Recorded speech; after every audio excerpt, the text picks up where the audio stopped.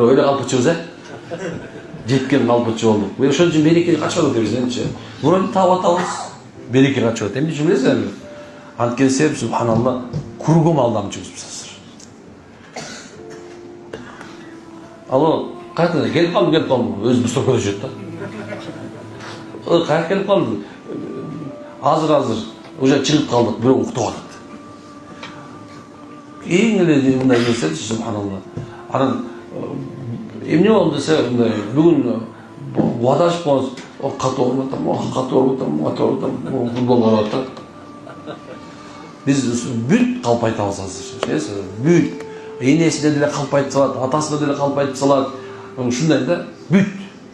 Oşon sebebinен bizim yaşoğuzdan bir manavi nerse ketip atты. O alımдар aytат, баягы качан кадда калпайтып атканда, айта сүйлөп атканда, оозунан жанагы сасык нерсе чыгып турат экен. Ошонун себебинен адамдардын бирине болгон мухаббаты, бирөөнүн ишеними, бирөө жок болуп калган дейт да. Бирөөнү акча берип атканда адамдар мен канча бересиң? Мен берип койт эле. Азыр барып турат экен, залог алат экен. Андан кийин нотариально заверить этет экен. Анан дагы неме кылат экен, күбөлөрдү коет экен. Onu peçatты койдуруп алып туруп анан кийин эмекен ошондо акча бере турган болуптур да. Эми бул шариатка да туура, заманга да туура. Бирок айтайын деген нерсем, адамдар келип азыр $50,000 менен 50 сом бергенде дагы 50 сомго да ушинтип калып турган заман болду да. Ошондабызбы? Демек, машалла, туугандар сасык болуп кетпеш үчүн биз алышыбыз керек. Такыр болбосо, мынакей үйлөрдүн ичинде оңол аракет кылыңыздар.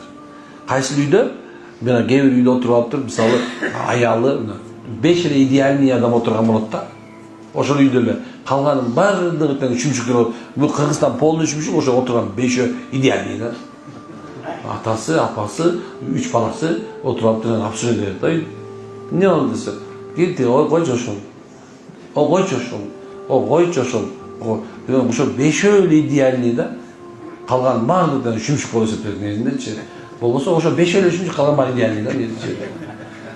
Ошо себептен ошо үйлөрдүн ичинде машалла эмне кылабыз? Ушул кой бирөөнү ушактап атса, балага калпайтпа балам, ушак кылбай эле кой бирөөнүн акысын эмне кылабыз? Жөн койчу. Кой, ал өзү менен кетсин кой. Биздин үйүбүздү куттуу үйдөн чыгарып кой. Сүйлөбөй эле коелу деген сөз бул мусулманчылык болчу. Мына ушу сүннөт. Чөтөсүз, бул сүннөт. Бир адамдын күнөө кылып атканын көрүп, бир жаман сөз сүйлөп атканды ошону тыйып коюш, же ошо тыйылган нерсени туруп кетиш бул сүннөт негизиндечи.